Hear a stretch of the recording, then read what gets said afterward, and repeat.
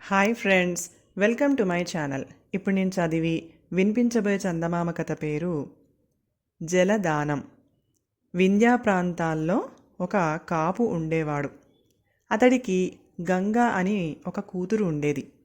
ఆమె పసితనం నుంచి కూడా గొర్రెలను మేకలను కాస్తూ అవి మేత కోసం తిరిగే స్థలాలు అన్నీ తిరుగుతూ ఉండేది. ఒకనాడు గంగకు ఒక విచిత్రమైన మొక్క కనిపించింది. అది పశువులు తిరుగుతూ మేత మేసే చోట ఉన్నది.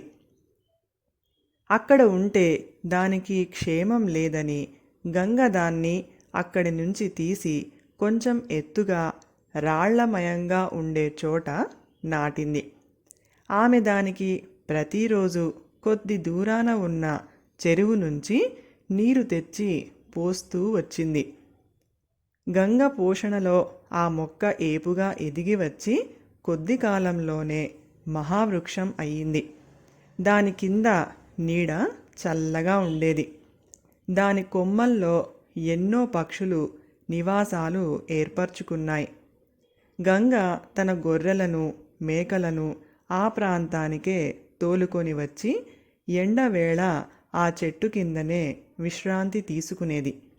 ఎండ మరీ జాస్తిగా ఉన్నప్పుడు ఆ చుట్టుపక్కల మేసే పశువులు అన్నీ కూడా వచ్చి ఆ చెట్టు నీడనే పడుకునేవి. గంగ నాటిన చెట్టుకు కొద్ది దూరంలో ఉండే చెరువు ఆ చుట్టుపక్కల ఉండే అనేక గ్రామాలకు జలాధారం. వేసవిలో కూడా అందులో అంతో ఇంతో నీరు ఉండేది. వేసవి రాగానే అక్కడి వాళ్ళు ఆ చెరువులో ప్రతులు తవ్వి నీటిని ప్రాణంతో సమంగా కాపాడుకుంటూ ఉండేవారు. ఎందుకంటే ఆ చెరువు ఎండిపోతే వారికి మరొక జలాధారం ఏమీ అనేక కోసుల దూరంలో కూడా లేదు. ఇలా ఉండగా ఒక ఏడు వర్షాలు బాగా పడలేదు. అందుచేత ఆ చెరువు ప్రతి ఏడు నిండినట్టుగా నిండలేదు. తరువాత వేసవి చాలా తీవ్రంగా వచ్చింది. చెరువు కాస్త ఎండిపోయింది. చెట్లు చేమలు మాడిపోసాగాయి. గరిక కూడా ఎండిపోయి పశువులకు మేత దొరకని స్థితి ఏర్పడింది. జనం నీటి కోసం అల్లాడసాగారు. కొందరు దూర ప్రాంతాలకు వెళ్ళిపోయారు. ఒకనాటి మధ్యాహ్నం వేళ గంగ తాను నాటిన చెట్టు వద్దకు వచ్చింది. తాను కష్టపడి పెంచిన ఆ చెట్టు మాడిపోతుందేమోనని ఆమెకు బెంగ. కానీ ఆ చెట్టు మాత్రం చెక్కు చెదరలేదు. దాని ఆకులు దట్టంగా నవనవలాడుతూ ఉన్నాయి. చెట్టు నీడ చల్లగా ప్రాణం లేచి వచ్చేలా ఉంది. దాహంతో తపించిపోతున్న గంగ దాని నీడన పడుకొని తాను చావటం తథ్యం అనుకున్నది. ఆమె ఆ రోజు నీటి చుక్క ఏమిటో ఎరగదు. దాహంతో నాలుక ఈడ్చుకుపోతుంది. తన చెట్టు నీడనే ప్రాణాలు విడుద్దాము అన్న కోరికతో ఆమె కాళ్ళు ఈడ్చుకుంటూ అక్కడికి వచ్చింది. అంత దూరంలో చెరువు పొడి ఆరిపోయి బావురుమంటుంది. గంగ మెల్లగా కళ్ళు మూసింది. అంతలోనే గంగకు ఒక భ్రమలాంటిది కలిగింది. చెట్టు మానులో ఒక మనిషి ముఖం లాంటిది పొడగట్టింది. గంగా, నాకు చాలా కాలం నీరు పోసావు. నీకు నీరు ఇస్తాను. నా వేరు ఒకటి పెకిలించావంటే నీకు నీరు దొరుకుతుంది. ఆ నీరు తాగి వేరు మళ్ళీ యథాస్థానంలో పెట్టే. ఈ రహస్యం ఎవ్వరికీ చెప్పకు అన్నది. గంగ తన కళ్ళను చెవులను నమ్మలేకపోయింది.